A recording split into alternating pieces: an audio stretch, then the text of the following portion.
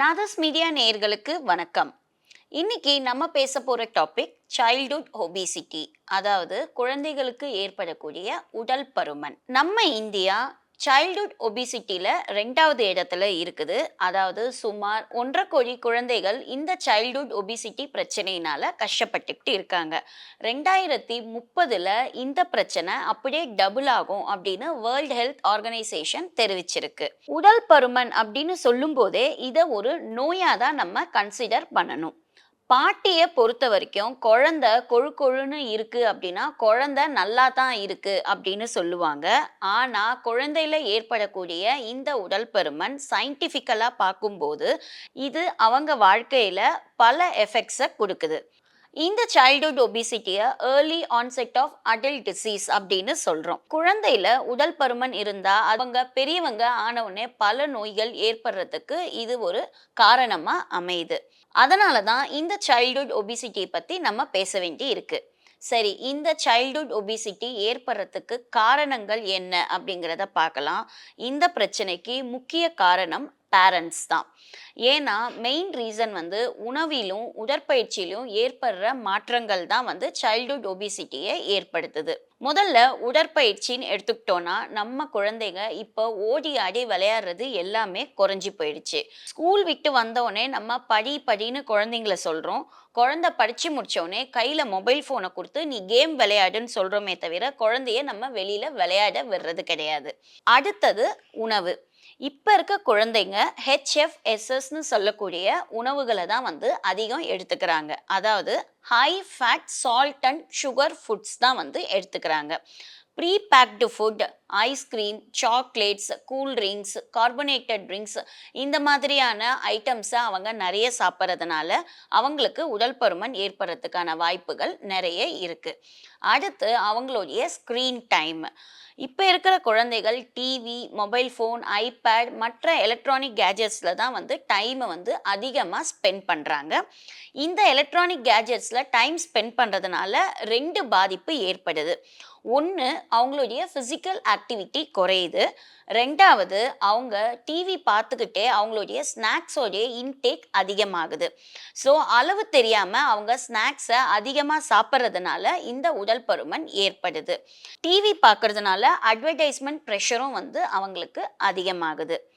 இதை தவிர்த்து மெடிக்கல் ரீதியாக என்னென்ன காரணங்கள் இருக்குது அப்படிங்கிறத பார்க்கலாம். முதற் காரணம், ப்ரெக்னன்சி பீரியட்ல தாய் உடல் எடை அதிகமாக இருந்தாலோ இல்லை குழந்தை பிறக்கும் போது பர்த் வெயிட் அதிகம் இருந்தாலோ சைல்ட்ஹுட் ஒபிசிட்டி ஏற்படுறதுக்கு வாய்ப்புகள் அதிகம். நெக்ஸ்ட் பார்த்தீங்கன்னா, ப்ரெக்னன்சி பீரியட்ல அம்மா ஸ்மோக்கிங், ஆல்கஹால் இந்த மாதிரியான ஹேபிட்ஸில் ஈடுபட்டாலும் குழந்தைக்கு சைல்ட்ஹுட் ஒபிசிட்டி ஏற்படும். அடுத்தது தாய்ப்பால்.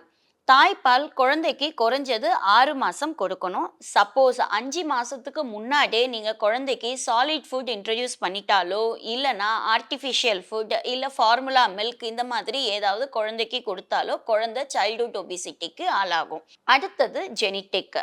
அதாவது வீட்டில் அப்பாவோ அம்மாவோ குண்டா இருக்கிறாங்க அப்படின்னா குழந்தையும் குண்டா இருக்கும் அப்படின்னு சொல்லுவாங்க. ஆனால் டயட் அண்ட் ப்ராப்பர் எக்ஸசைஸ் மூலயமா இந்த ப்ராப்ளமை நம்மளால கண்ட்ரோல் பண்ண முடியும். அடுத்து, குழந்தைக்கு ஏற்படக்கூடிய டிப்ரெஷன். குழந்தைக்கு வீட்டில் பிரச்சனை இருக்கலாம், இல்லை ஸ்கூலில் ஏதாவது பிரச்சனையாக இருக்கலாம், இல்லை சோஷியல் ப்ராப்ளம்ஸ் எது வேணாலும் இருக்கலாம். ஸோ தட் குழந்தைக்கு டிப்ரெஷன் அதிகமான ஹார்மோனல் சேஞ்சஸ் ஆட்டோமேட்டிக்காக ஏற்படும். அதனால் குழந்தை உடல் பருமன் ஆகிறதுக்கு சான்சஸ் நிறைய இருக்குது. சரி, இந்த சைல்ட்ஹுட் ஒபிசிட்டினால என்னென்ன காம்ப்ளிகேஷன்ஸ் ஏற்படும் அப்படிங்கிறத பார்க்கலாம். யூஸ்வலாக குண்டா இருக்கிற குழந்தைங்களுக்கு நீங்கள் பார்க்கலாம், அவங்க கழுத்து பகுதியில் கருப்பாக இருக்கும். இதை அகாந்தோசிஸ் நிக்ரிகன்ஸ் அப்படின்னு நாங்கள் சொல்லுவோம். இந்த மாதிரி கருப்பாக இருந்தால் அதை இன்சுலின் ரெசிஸ்டன்ஸ் அப்படின்னு சொல்லுவோம். குழந்தைக்கு சர்க்கரை நோய் வரத்துக்கான வாய்ப்புகள் அதிகம் இருக்கு. குழந்தையில வரலனாலும் குழந்தை வளர்ந்த உடனே அந்த குழந்தைக்கு சர்க்கரை நோய் ஏற்படும். அடுத்தது, இது கூடவே பிளட் ப்ரெஷர் அதிகமாகலாம், கொலஸ்ட்ரால் பிரச்சனையும் ஏற்படும்.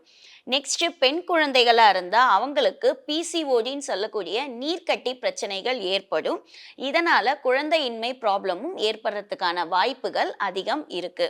இது கூடவே அவங்க அடல்ட் ஆன பிறகு அவங்களுக்கு இதய நோய் பிரச்சனைகள், நுரையீரல் பிரச்சனைகள், ஆஸ்மா போன்ற ப்ராப்ளம்ஸ் ஏற்படும். அது மட்டும் இல்லாம லிவர் டிசீஸ், அதாவது நான் ஆல்கஹாலிக் ஃபேட்டி லிவர் டிசீஸ்னு சொல்லக்கூடிய பிரச்சனை. ஒருத்தர் ஆல்கஹால் குடிச்சா என்ன ப்ராப்ளம் ஏற்படுமோ அது ஆல்கஹால் இவங்க எடுத்துக்காமலே இவங்களுக்கு அந்த பிரச்சனை ஏற்படும். இது கூடவே மஸ்குலோஸ்கெலிட்டல் ப்ராப்ளம்ஸ், பித்தப்பையில கற்கள், ஸ்லீப் அப்னியான்னு சொல்லக்கூடிய தூக்கத்துல மூச்சு திணற நோய், இந்த மாதிரியான பிரச்சனைகளும் ஏற்படுறதுக்கான வாய்ப்புகள் நிறைய இருக்கு. சரி, இந்த சைல்ட்ஹுட் ஒபிசிட்டியை எப்படி நம்ம ப்ரிவென்ட் பண்ணலாம் அப்படிங்கிறத பார்ப்போம். ஃபர்ஸ்ட் திங், குழந்தையோடைய ஃபுட். குழந்தைகளுக்கு பழங்கள், காய்கறிகள், தானிய வகைகள், நட்ஸ் போன்ற உணவுகளை நம்ம அதிகம் கொடுக்கணும். அதிகப்படியான சுகர் அண்ட் சால்ட் கண்டென்ட் இருக்க ஃபுட்ஸை அவாய்ட் பண்ணுறது நல்லது.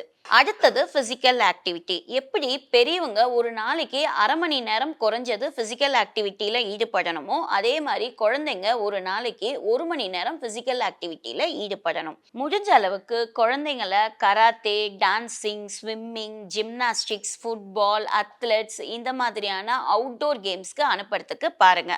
சப்போஸ் குழந்தைய அவுட்டோரில் என்னால் விளையாட விட முடியல அப்படின்னா நீங்கள் வீட்டுக்குள்ளவே ரன்னிங், ஜம்பிங், ஸ்கிப்பிங், கிளைம்பிங் இந்த மாதிரியான ஆக்டிவிட்டீஸ்ல விளையாட விட பாருங்க. பிசிக்கல் ஆக்டிவிட்டியில ஈடுபடுறதுனால ஏற்படக்கூடிய பெனிஃபிட்ஸ் என்ன அப்படிங்கிறத பார்ப்போம். குழந்தைங்க ரெகுலரா விளையாடுறது மூலயமா அவங்க பாடியில இருக்கிற ஃபேட் எல்லாமே வந்து பேர்ன் ஆகுது. அவங்களுடைய மசில்ஸும் போனும் வந்து ஸ்ட்ரென்தன் ஆகுது. அது மட்டும் இல்லாம பேலன்ஸ் அண்ட் கோஆர்டினேஷன் ப்ராப்ளம்ஸ் குழந்தைங்களுக்கு ஏற்படாம இருக்குது. பேலன்ஸ் அண்ட் கோஆர்டினேஷன் இம்ப்ரூவ் பண்றதுக்கும் பிசிக்கல் ஆக்டிவிட்டி ரொம்பவே வந்து ஹெல்ப் பண்ணுது. அவங்களுடைய பாடியை ஃபிட்டாக வச்சுக்கிறதுக்கு ஃபிசிக்கல் ஆக்டிவிட்டி ரொம்ப ரொம்ப முக்கியம். நெக்ஸ்ட் வந்து மென்டலி அவங்களுக்கு அவங்களுடைய confident level, self esteem increase ஆகுது. அவங்களுடைய learning capacity, focus, mental ability எல்லாமே வந்து இன்க்ரீஸ் ஆகுது. குழந்தைகளுக்கு டிப்ரெஷன், ஸ்ட்ரெஸ், ஆங்ஸைட்டி போன்ற டிஸார்டர்ஸ் குறையுது. சோஷியல் ஸ்கில்ஸும் வந்து இம்ப்ரூவ் ஆகுது. அதனால குழந்தைங்களுக்கு ஃபிசிக்கல் ஆக்டிவிட்டிங்கிறது ரொம்ப ரொம்ப முக்கியம். சப்போஸ் உங்க குழந்தை இப்போ ஒபீஸா இருக்கு அப்படின்னா நீங்க ஒரு பீடியாட்ரிக் பிசியோதெரபிஸ்ட்டை போய் கன்சல்ட் பண்ணுங்க. தெரபிஸ்ட் உங்களுக்கு ஒரு எக்ஸசைஸ் சார்ட் வந்து உங்க குழந்தைக்குன்னு ரெடி பண்ணி கொடுப்பாரு. ஸோ அவரோட கைடன்ஸோட கண்டிப்பா நீங்க எக்ஸசைசஸை ஃபாலோ பண்ணிட்டு வரும்போது கண்டிப்பா உங்க குழந்தையோடைய வெயிட் கண்ட்ரோலுக்கு வரும். நெக்ஸ்ட் பார்த்தீங்கன்னா குழந்தைங்களோட ஸ்க்ரீன் டைம். டிவி, மொபைல், லேப்டாப்னு பார்க்குற பழக்கத்தை கொஞ்சம் கொஞ்சமாக குறைக்கணும். இது பேரண்ட்ஸ் கையில் தான் இருக்குது. நெக்ஸ்ட் வந்து பேரண்ட்ஸ் குழந்தைக்கு ஸ்லீப் டைமை கன்சிஸ்டண்ட்டாக செட் பண்ணி கொடுக்கணும். ஸோ குழந்தை கொழுன்னு தானே இருக்குது, நம்ம பின்னாடி அதோடைய வெயிட்டை குறைச்சிக்கலாம் அப்படின்னு நம்ம கேர்லெஸ்ஸாக இருக்கக்கூடாது. ஸோ இது வந்து குழந்தைங்களுக்கு மட்டும் கிடையாது, மெயினாக பேரண்ட்ஸ்க்கு தான். ஸோ இது வந்து ஒரு ஃபேமிலி பேஸ்டு. அதனால் பேரண்ட்ஸ் வந்து ரெகுலராக எக்ஸசைஸ் பண்ணி குவாலிட்டியான லைஃப் ஸ்டைலை வாழும்போது குழந்தையும் கண்டிப்பாக அதை ஃபாலோ பண்ணும். சைல்ட்ஹுட் ஒபிசிட்டியை நம்மளால் குறைக்க முடியும். நன்றி.